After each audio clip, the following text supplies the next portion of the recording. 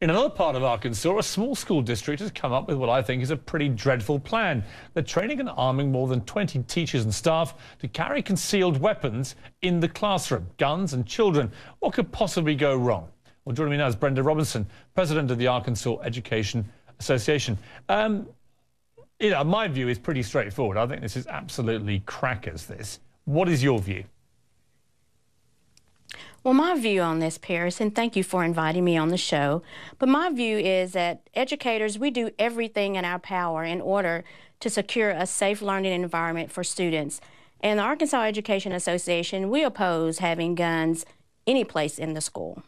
I mean, I've got 4 kids of varying ages from 20 down to 20 months, and I just can't think of anything more horrific or nerve-jangling on a sort of minute-by-minute basis and thinking one of my children is going to school and 20 people in that school have armed guns on them.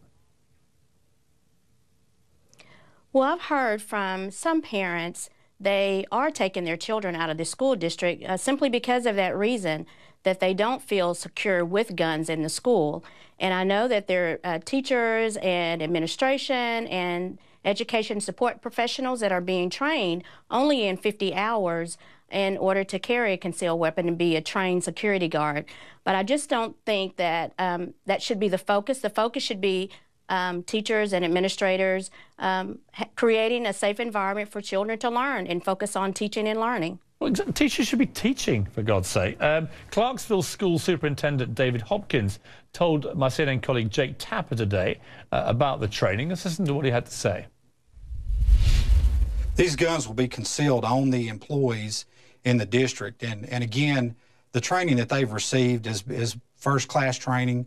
And, if you hire a new police officer out of the police academy, as far as the firearms training portion that they received, we have received as much or more training than they would receive. In fact, more training. I believe the course is 40 hours here in Arkansas, and our individuals receive 53 hours of training. See, this all sounds great, Brenda, until you remember recently the Empire State Building shootout that happened just near the studio here in New York, when you had policemen drawing their guns and firing, I think, 16 rounds. They hit 3 bystanders directly with their gunfire by mistake, and 9 others were hit by ricocheting bullets. And that's people who've been training with these guns all their careers. Now we're expecting teachers, in between giving these kids lessons on, chemistry, biology, and so on, to pull out their firearms and be John Wayne. I agree with you on that. That would be a hard focus area to stand in the classroom and teach, and then all of a sudden when something occurs, violence occurs, then you have to go and pull out that concealed weapon and do what you need to do in order to protect children, which we do on a daily basis. We're there to protect our children. And also my concern with it would be when law officers come, who do they know are the gunmen? Because who do they know are the trained security guards, in that session? And that's some of the unknown. And sure, students being caught in the crossfire will also be another concern as well. Completely agree. Brenda Robinson, thank you very much indeed for joining me. We come back, a heated debate on guns in schools. A man who thinks it's a great idea, that's Ben Ferguson, versus a teacher who's firmly against it. That's The Grill. This could get pretty lively.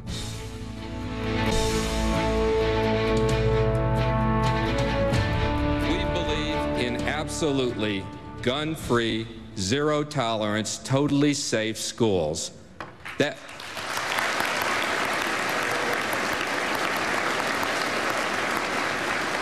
means no guns in America's schools, period.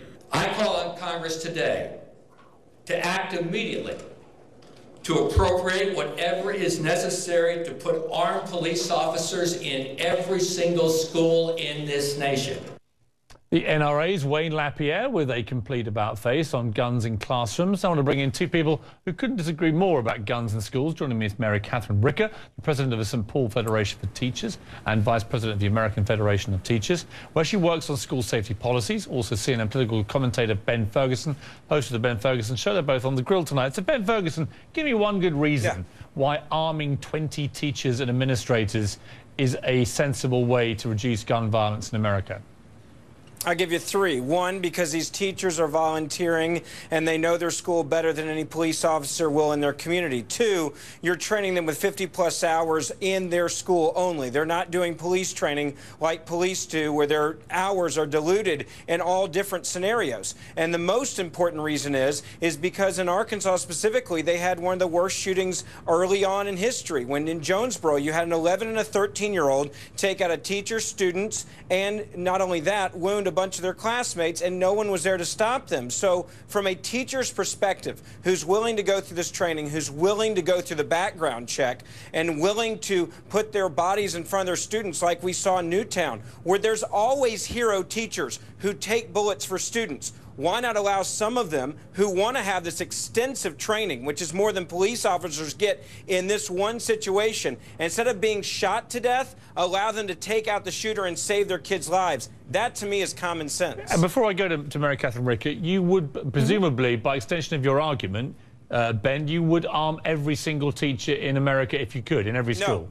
No, absolutely not. I would only arm teachers who want to be armed and want to go through the training. I absolutely do not want every teacher in America to have a gun, because there are a lot of teachers that would not feel comfortable having a gun on their body, in their possession, and I certainly would never want anyone to carry a gun in this situation who doesn't want to. Okay, let's go to Mary Catherine Rickett. What is your reaction to that? My huge concern is this idea that for every problem you think you may be solving, there are going to be far more pervasive problems that you're actually creating. And this idea that you are creating an atmosphere in a school that is now an armory. You know, where are teachers going to keep these guns? Are they carrying them home at night? Are they storing them somewhere in the school building? When you have students and families and other adults who have already had traumatic gun violence in their lives, are you now creating a classroom as a traumatic place for them, where the classroom had been a sanctuary for them? And finally, no, I think you also have to look at the fact that, you know, in this perfect scenario, you're talking about a teacher who in a split second is going to have access to a firearm that is not going to equal what these murderers are bringing into our schools either. Well, but Mary, your option is this. Are you keeping this on your person? Are they keeping it locked and loaded? Mary, are they going to have time to go and unlock it?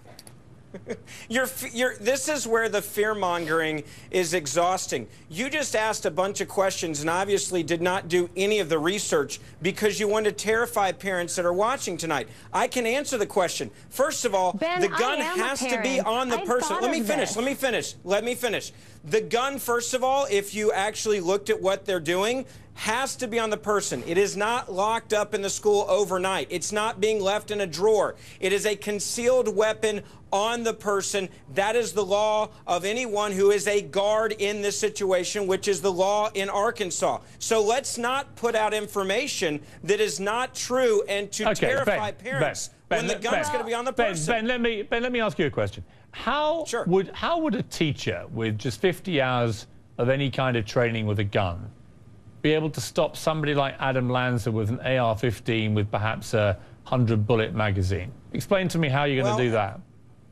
You actually take the gun, you lift it up, you aim it at that person, and then you pull the trigger.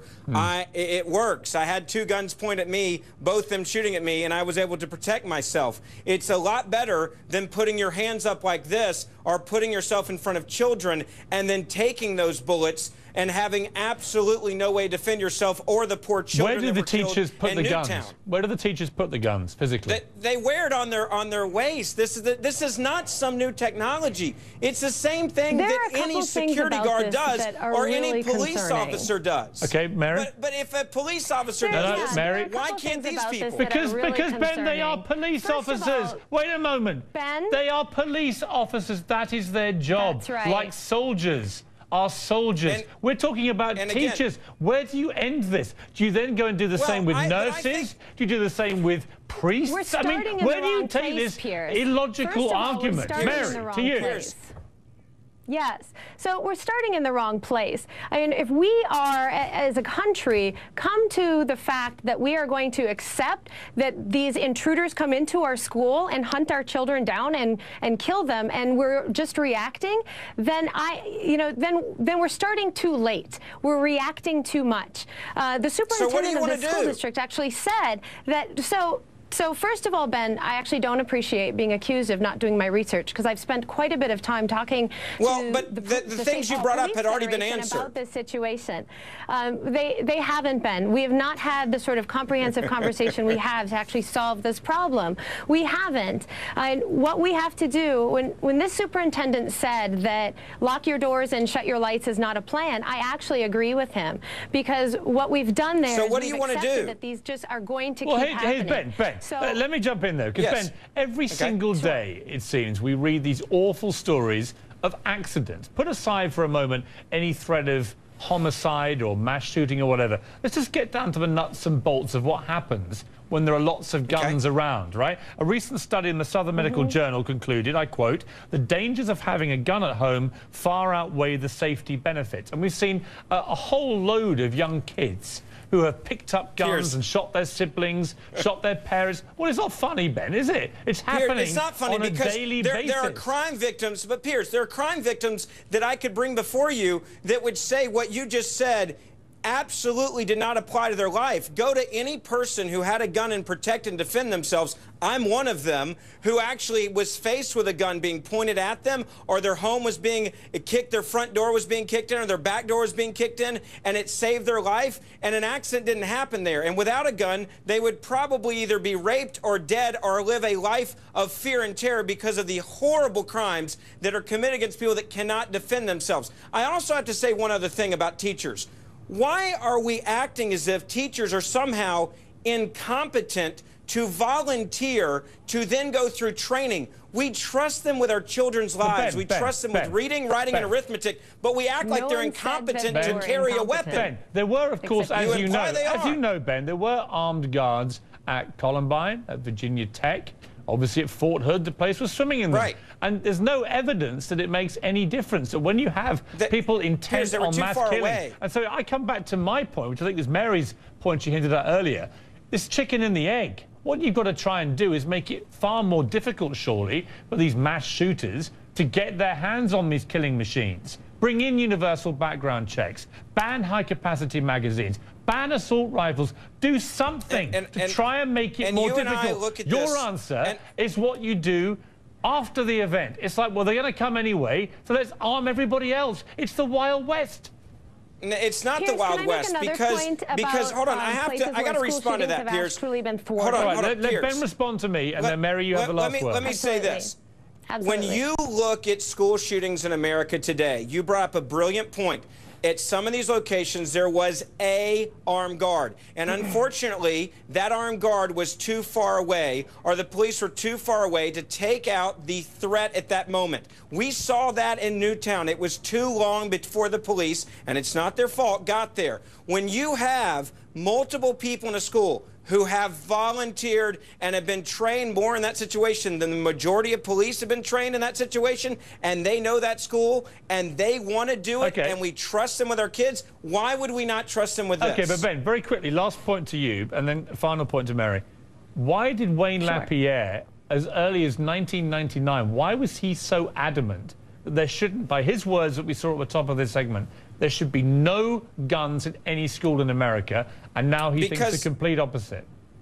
Because I think he saw that idea, which we tried coast to coast in this country with gun-free zones, they're posted every school in this country, gun-free zones. It has been a failure, and the number of school shootings has risen since we've had gun-free zones. So when kids are getting killed, sometimes you adapt and you change. It's called using the brilliant mind that God gave you to realize sometimes they don't work, and gun-free zones are a failure every time a shooter walks on campus. Yeah, I would say that brilliant minds can also work out. The more guns you have, the more gun deaths you're going to get. But anyway, Mary Catherine Ricker, last word to you. Yes.